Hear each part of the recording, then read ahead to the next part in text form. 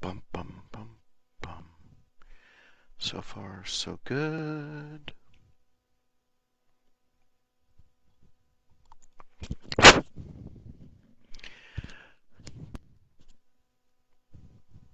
We're getting on just a little early for coffee time today, and just trying to check out the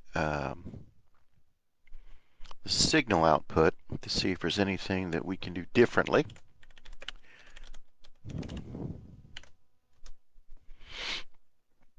Okay. And if you have any difficulty hearing or seeing, please send me a note. That way I can try to get some adjustments made while we're here. And before we get really rolling this morning, we have a couple minutes before we get started. So I'm going to pull up a tool that I've been using to help monitor our signals, and see what we can do to adjust that.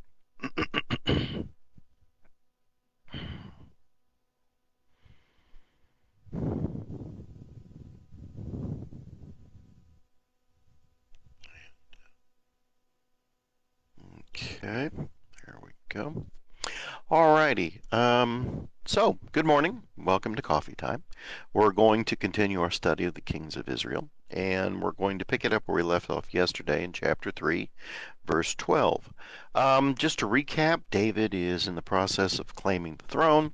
He's run into a little opposition from Abner. Abner being the former commander of the Saul side.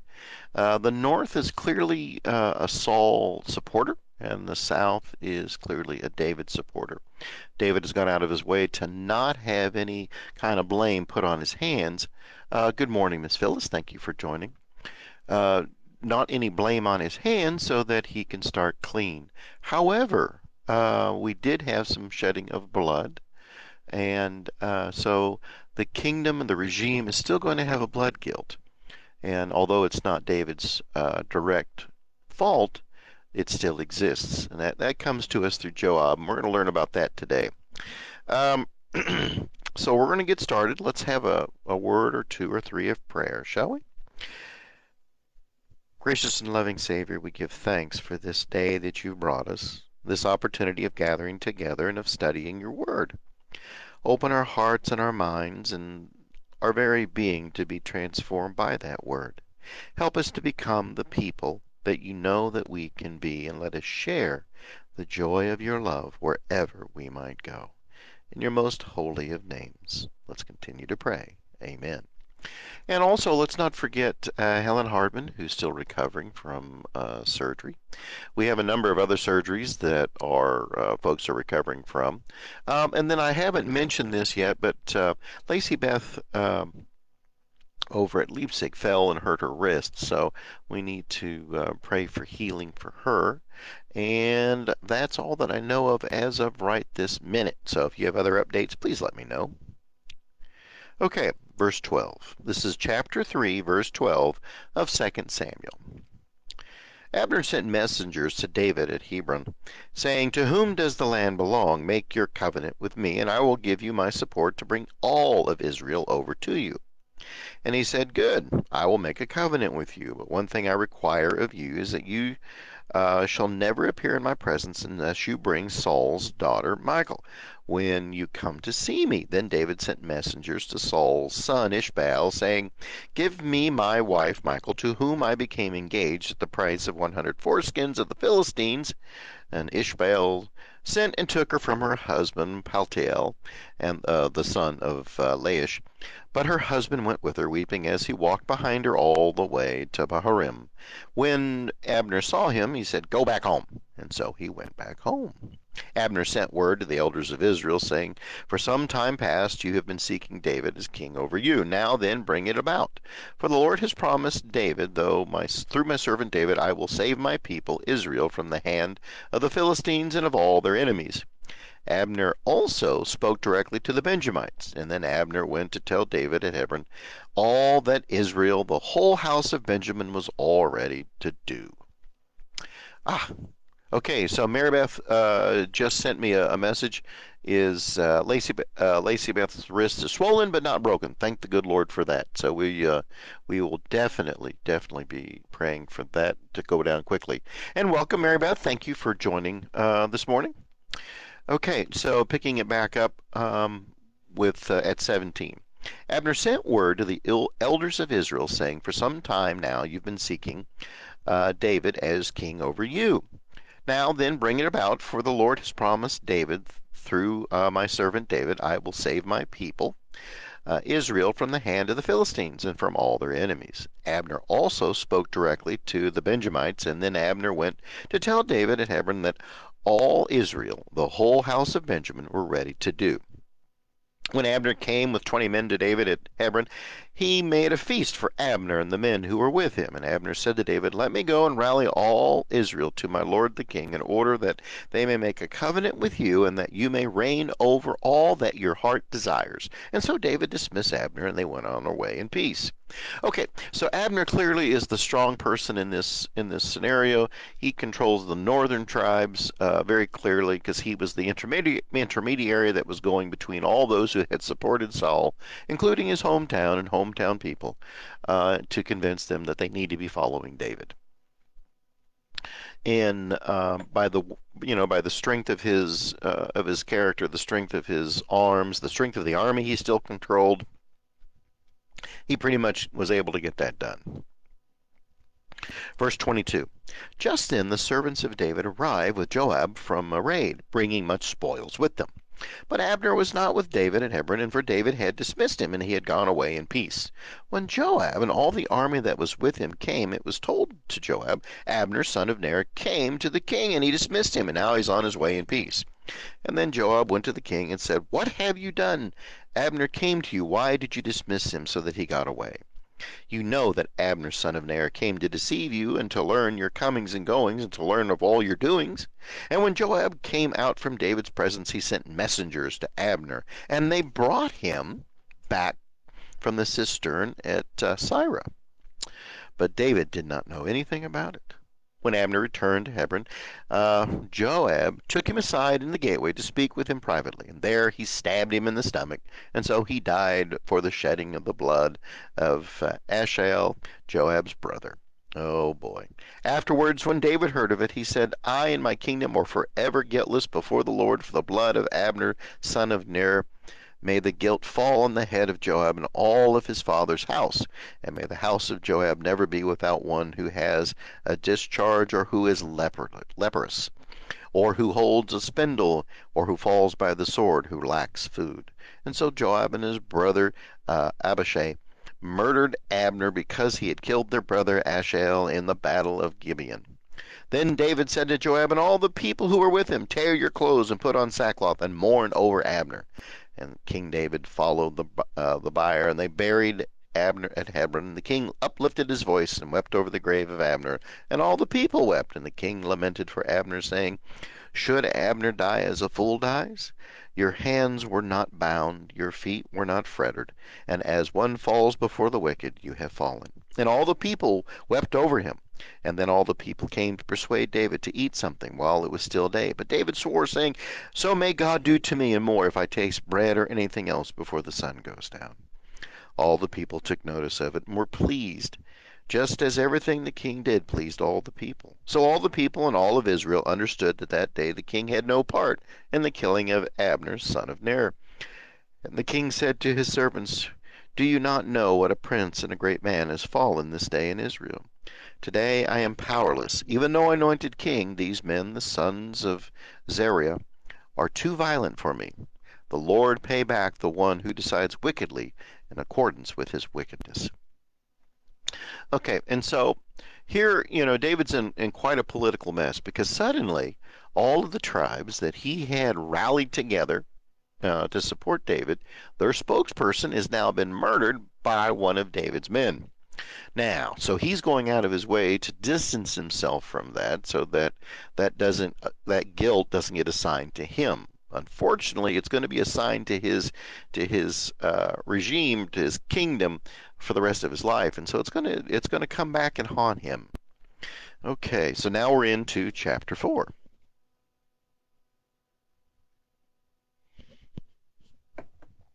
When Saul's son Ishbaal heard that Abner had died at Hebron, his courage failed and all Israel was dismayed. Saul's son had two captains of raiding bands. The name of one was Baanah, and the name of the other was Rechab. Now they were the sons of Rimmon, a Benjamite from Beeroth. For Beeroth is considered to belong to Benjamin. Now the people of Beeroth had fled to Gibeah, and there they resided as aliens to this day. Saul's son Jonathan had a son who was crippled in the feet. He was 5 years old when the news of Saul and Jonathan came from Jezreel. His nurse picked him up and fled, and in her haste to flee it happened that he fell and became lame. His name was Mephibosheth. Okay. Now remember that's going to come back. That's a name that's going to come back to us. Now the sons of Rimmon, the Bethelite, Rechab and Benanah, set out in about the heat of the day and came to the house of Ishbaal, where he was taking his noonday rest. They came inside the house as though to take wheat, and they struck him in the stomach. And then Rechab and his brother Baanah escaped. Now they had come into the house while he was lying on the couch in his bedchamber, and they attacked and killed him and beheaded him. Then they took his head and traveled all the way to Arabah all night long. And they brought the head of Ishbaal to David at Hebron and said to the king, "Here is the head of Ishbaal, son of Saul, your enemy, who sought your life. The Lord has avenged my lord the king this day on Saul and all of his offspring." I bet you can guess what's going to happen now. David answered Rechab and his brother Baanah, the sons of Rimmon the Beerothite. Let me repronounce. It's the Beerothite, not Tite, Beerothite. Okay, and he says, "As the Lord lives, who has redeemed my life out of every adversity, when the one who has told me, 'See, Saul is dead,' though he was bringing good news, I seized him and killed him at Ziklag. This was the reward I gave for this news. How much more then, when wicked men have killed a righteous man on his bed in his own house, and now shall I not require his blood at your hand? Destroy you from the earth?" And so David commanded the young men, and they killed him. And they cut off their hands and feet, and hung their bodies beside the pool at Hebron. But the head of Ishbaal they took and buried in the tomb of Abner at Hebron. And so here we have, every time David tries to distance himself from the violence and bloodshed that would affect the northern tribes, all of a sudden something else happens. And so his kingdom is becoming to be known for the bloodiness that's occurring around him. And that reputation is going to follow him, and we're going to find that. Oh, good morning, Miss Julie. Thank you for joining. And good morning, Miss Elaine. Thank you for joining. Really appreciate it. So we're now in chapter 5 of 2 Samuel. Now, David, up to this point in time, has been doing his level best to avoid violence. He really has. And so remember that the writer of this part of Samuel is really pro-David. There's no question about it. He's just pro-David. And so we're going to get a positive spin on all of this because it's pro-David. Now, when we get into this, notice that earlier in 1 Samuel, around 16, I believe, that's when he's anointed king secretly. And then the people of Judah, the men of Judah specifically, make him king, anoint him and make him king. Now, here in chapter 5, here it goes again. Chapter 5, verse 1. Then all the tribes of Israel came to David at Hebron and said, "Look, we are your bone and flesh, and for some time while Saul was king over us, it was you who led out Israel and brought it in. The Lord said to you, 'It is you who shall be the shepherd of my people Israel, and you who shall rule over Israel.'" So all the elders of Israel came to the king at Hebron, and King David made a covenant with them at Hebron before the Lord, and they anointed David king over Israel. Now, we got to be defining what's going on here. We use the term Israel interchangeably with the entire country. Here, that's specifically meaning the northern tribes, because he already has been appointed and anointed king for the southern part of the country. I mean, that happened some time ago. And so here we have this transition period of about 9 years before he's really in control of the whole country. And so I just want you to understand that this turmoil of North and South is buried deep within these family lines, and it's going to erupt after Solomon dies. So here we go. Let's go into this a little bit deeper.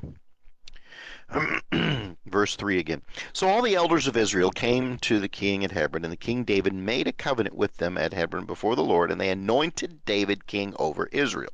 David was 30 years old when he began to reign, and he reigned for 40 years. At Hebron, he ruled over Judah 7 years and 6 months, and at Jerusalem, he reigned over all of Israel and Judah together for 33 years. And so it wasn't until he's made king over everything that he moves the capital to Jerusalem. Verse 6, the king and his men marched to Jerusalem against the Jebusites, the inhabitants of the land, who said to David, we will not come in here, even blind and lame. You turn your back, thinking David cannot come in here. Nevertheless, David took the stronghold of Zion, which is now the city of David. David has said on that day, whoever would strike down the Jebusites, let him get up the water shaft to attack the lame and the blind and those whom David hates. Therefore it is said, the blind and the lame shall not come into the house. David occupied the stronghold and named it the city of David. David built the city all around from the Millo inward. And David became greater and greater, for the Lord, the God of hosts, was with him. Okay, and so he goes to Jerusalem, which was a little spot in the road. Now, remember, this was the site of some pretty horrible stuff going on all around us, okay? There's all kinds of horrible things that have happened in the past, and so this is not an easy thing. So when we go to Jerusalem, we got to remember a couple of things. Is that one, he's an invader, so he's taking it over. He's making it his city. And it commands a very important place in the country. We've got to remember that. There's all kinds of issues around trade, defense. There's issues around the neighboring kingdoms, the city-states. And so he's looking for something not only strategic, but also that can grant him the power to control the trade route that runs right smack dab through that valley. And so we can't forget that, because that's really important. Now, verse 11, King Hiram of Tyre sent messengers to David along with cedar trees and carpenters and masons who built David a house. And then David perceived that the Lord has established him king over Israel, and that he had exalted his kingdom for the sake of his people Israel. Now, in this sense, we're talking about the whole nation. Okay. In Jerusalem, after he came from Hebron, David took more concubines and wives, and more sons and daughters were born to David. These are the names of those who were born to him in Jerusalem. Now remember, we already talked about Ammon and Absalom, and they're going to play a huge role coming up. And so now there's a lot of other sons and daughters that are about to be born too.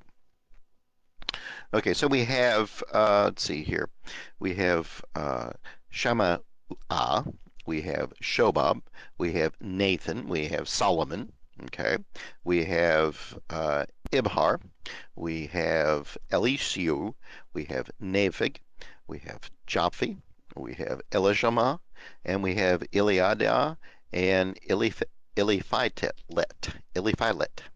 Okay, now all of those names are occurring at different times in different places along the way. Okay, this isn't just all at the same time. It's all, Solomon comes much, much later in the story. So we have these children that are born in Jerusalem, and we have these children that were born in Hebron, and we have these children that were born when he was in Ziklag.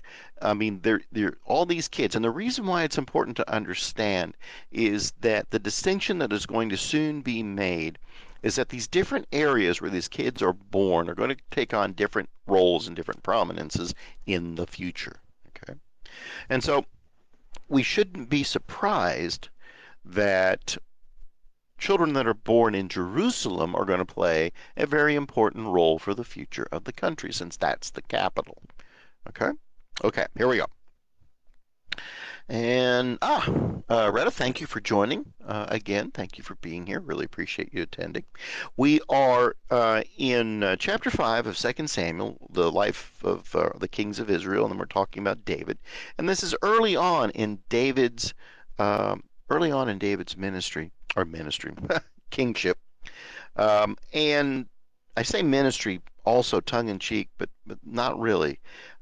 Remember that when he was on the run, he took the ephod, which is that linen cloak that the priests wear when they go to God to talk to God.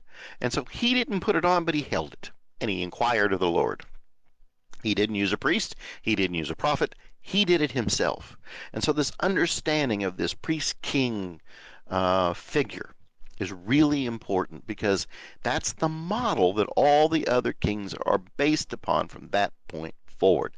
Not only is it a king who is of good military purposes, but it's also a king who is really, really close to God. Remember in Ezekiel when the vision came about measuring the temple, and there was a specific place built for the king and God to be together.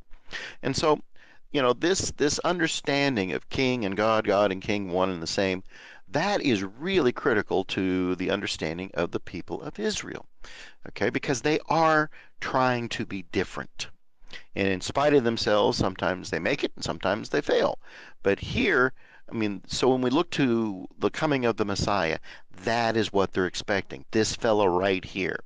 This fellow right here who was able to hold the ephod, call out to God, get a response, and yet lead a very strong military and become this greater than life figure. Okay? And so that's what people had in their mind, or many of them had in their mind, during the time of Christ, because of the Roman occupation and some of the other things that were going on politically around the country. But here we have David early in his kingship. So here we go, verse 17. When the Philistines heard that David had been anointed king over all of Israel, all the Philistines went up in search of David, but David heard about it and went down to the stronghold. Now the Philistines had come and spread out in the valley of Rephaim, and David inquired of the Lord, "Shall I go up against the Philistines? Will you give them into my hand?" And the Lord said to David, "Go up, for I will certainly give the Philistines into your hand." And so David came to Balaperazim, and David defeated them there. And he said, "The Lord has burst forth against my enemy before me, like a bursting flood before the place called Baal Perazim." Okay, that's Baal Perazim. Now, you might infer from the very first syllable in there, or the two syllables Baal, that was a place of Baal or Baal worship. Okay, and so this was a foreign area. So let's listen again. Okay, the Philistines abandoned their idols there, and David and his men carried them away. Okay, in the ancient world, if you could possess something of the enemy, that gave you power over that enemy. In fact, some of those beliefs even carry through to the modern day. If you think about it, there's many examples of that. Probably the most horrific and the most known example occurred during the Civil War in Liberia, and when Liberia and Sierra Leone was under constant war and battle, and the rebels were fighting against the government, and the soldiers would then eat part of the conquered soldiers that were captured to give them power over that tribe, to get power over those soldiers. Okay, and so they're conquering the Philistines, taking their idols, saying, "Ha, your gods are no good. We've taken away your power." Okay. Once again, the Philistines came up and were spread out in the valley of Rephaim. When David inquired of the Lord, "Shall I go up to go around to their rear and come upon them in the opposite direction?" And when you hear the sound of the marching of the tops of the balsam trees, then be on alert, for then the Lord has gone out before you to strike down the army of the Philistines. David did just as the Lord commanded him, and he struck down the Philistines from Geba all the way to Gezer. Okay, so that whole line across the country is now free of the Philistines. So he's made an effort to secure the country, and he's going to be very popular for that.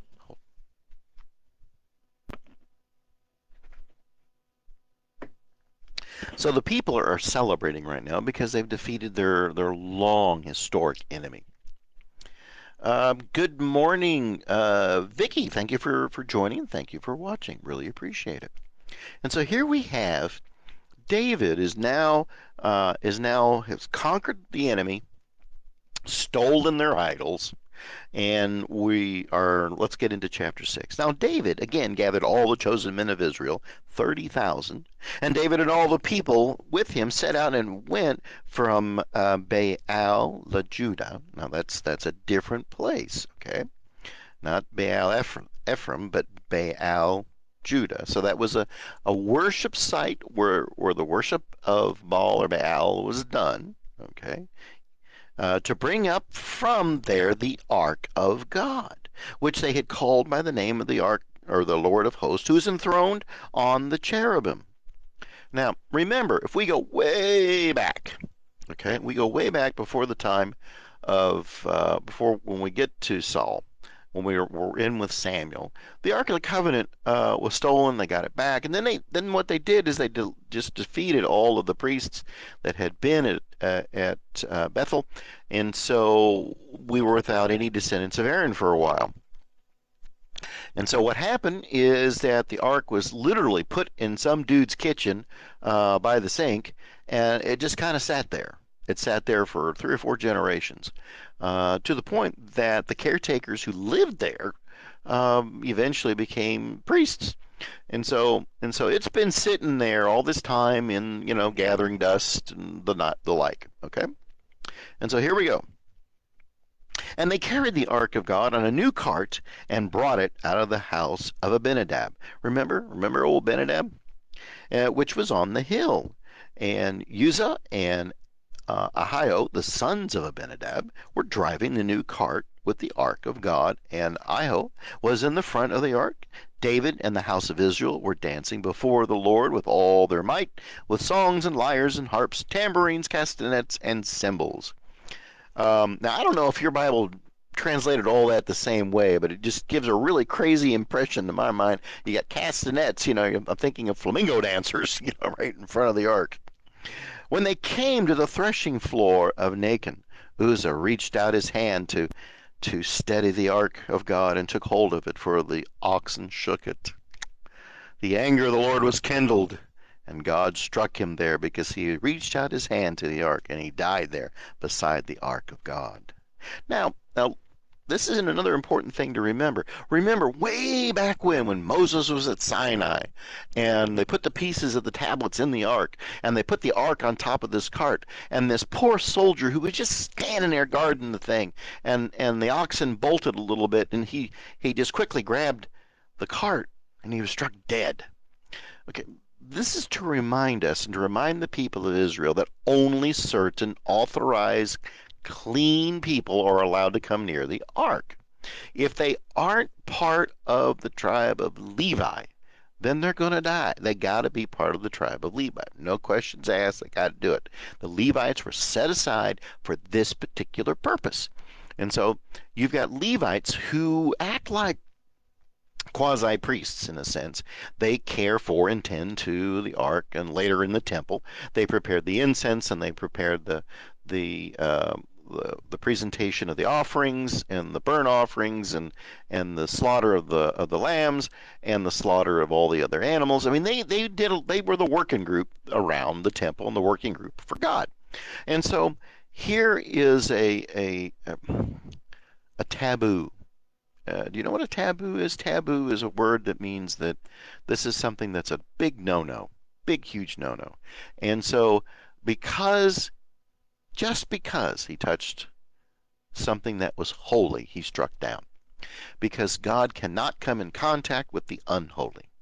In the book of Revelation, you might remember the lantern. It's tossed to earth. I mean, it comes from heaven. It's a holy object. The earth is fouled and full of sin, and the moment it touches the earth, it explodes. Okay? And so here we have this awesome God power right there. He comes in contact with it, and he is instantly killed. And I imagine that shook everybody up. Let's find out. Okay. Verse 8. David was angry because the Lord had burst forth with an outburst upon Uzzah, so that the place is now called Perez Uzzah to this day, when Uzzah died.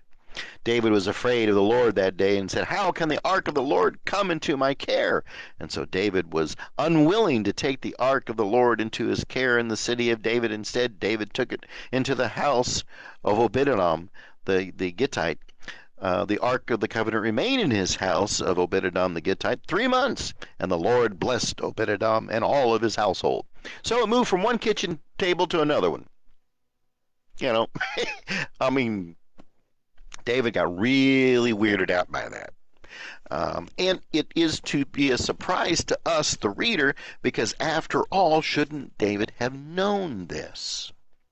Now, I'm going to call your attention back to something that happened early on. Remember when Michal suddenly grabbed an idol that was in her room when they were looking for David? Remember that? Well, what that indicates is that the teachings of the Lord, the teachings of the law, obviously were not being done consistently, and they were not being spread across the land. And there's a lot of reasons for that. One, the priests. Remember, the priests were all wiped out early on, and then suddenly Samuel dies. Or really, is anyone take Samuel's place at this time? And so we have this line of folks that are coming out of Abinadab's household who are now the priests, and they're reconstructing things slowly over time. But guess what? We still are having a great deal of trouble of instructing people on what it means to be a people of God, and that the Ark of the Covenant isn't just something you throw on the back of a pickup and take it someplace. This is God. This is holiness. This is power. Think of nuclear energy. I mean, it's just radioactive. You touch it, boom. And so here, and that's something that we today tend to forget too, is that when we talk about the holy other, it is stuff that we as the created, we can't understand it. We shouldn't be getting near it without properly being of the right mind and understanding, because remember, God does not tolerate sin. And when sin and God come together, something explosive is going to happen. It always does. Now, without getting into the weeds too much, we're now I've used up my time, but I would ask you to please reread all of 6. Let's read 6, and then if we could go to, let's try to get through 8 tomorrow. Okay, good. Well, I appreciate you joining. I appreciate those who were able to make it today. I hope and pray that this day finds you well and blessed, and that I look forward to continuing our study of the kings of Israel, and we're in David's story right now. And please remember, and don't ever forget, God loves you, so do I. Take care.